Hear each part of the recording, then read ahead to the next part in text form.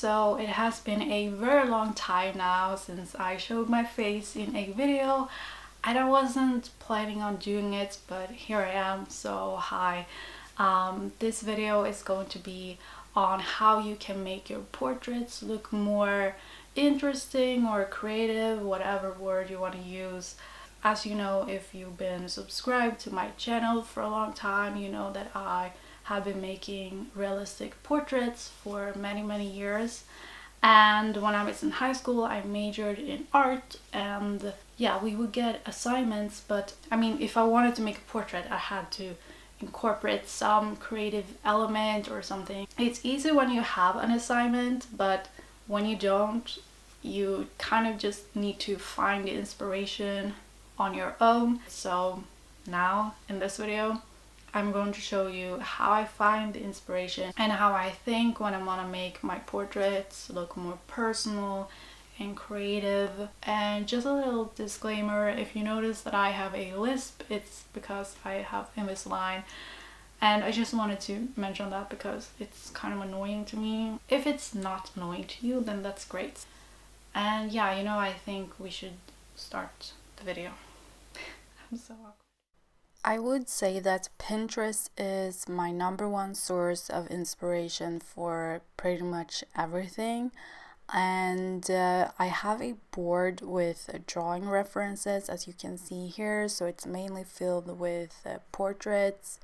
And so I just find a face that I want to use. So I found this one, for instance. And then I have a board with other people's art that can somehow inspire me. So for instance, I found this one and I really liked the beige background and then the black and white face, but I don't want to copy it, so I try to find some more inspiration.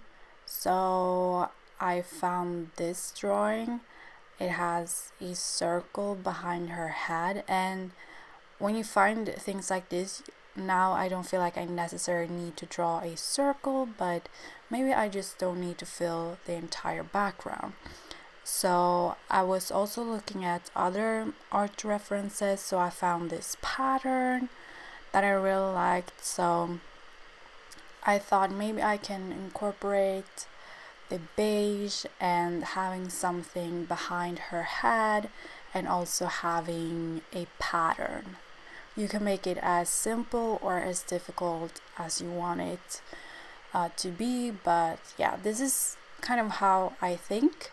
So I decided that I would, first off, I drew my portrait and I didn't want to make it realistic. I wanted to make it more sketchy. I didn't even fill in the eyes. But yeah, so I decided to make a beige background, but I didn't do it in a circle, but I also didn't fill the entire background like in my first inspiration photo. But I decided to stick to the watercolor as I saw in the first reference photo because I really liked the look of it. But then when I wanted to make the pattern, I used white acrylic paint. So I just painted some dots around her head instead of in a circle. I was thinking of making the pattern in a circle behind her head, but then I decided to just do it like around her as a contour kind of. And first I did the dots, but I didn't actually plan my pattern beforehand, so I just did the dots, and then I was contemplating if I wanted to add something else. So I looked at the inspiration photo with the pattern again, and I decided to add some short lines like this because I never feel like I have to mimic the inspiration photos to a T. So if I would have felt that the dots were enough, then I would have stayed with that, but it looked kind of empty, so yeah, I wanted to add something more. But after I had added the lines, I still thought it looked a little bit empty, so I decided to add something else to it. So yeah, I added this line around her head, but I didn't want it to be perfect. I wanted to have this paintbrush feel to it. Yeah, so it's not super perfect, but I still think that it added something to the emptiness that I felt like the painting had, or the drawing slash painting, the artwork. And then I felt that those lines at the other part were a bit exposed, and I wanted them to have some sort of shield. I don't know, but it's just like my eyes. I see when I'm looking at some artwork or whatever, I see an imbalance that I wanna balance. So to balance this, I wanted to add some lines, but I couldn't add a continuous line because it would look weird. Because I already had one like that. So yeah, I just added some lines like this. Yeah, and this is the result. I am kind of happy with it actually. And yeah, that's actually it for this video. I don't really have anything else to say.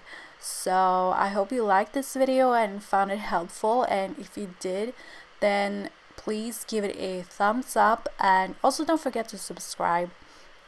I really appreciate it, and yeah, because I'm posting tutorials every now and then, so yeah. And yeah, thank you so much for watching, and I will see you in my next video.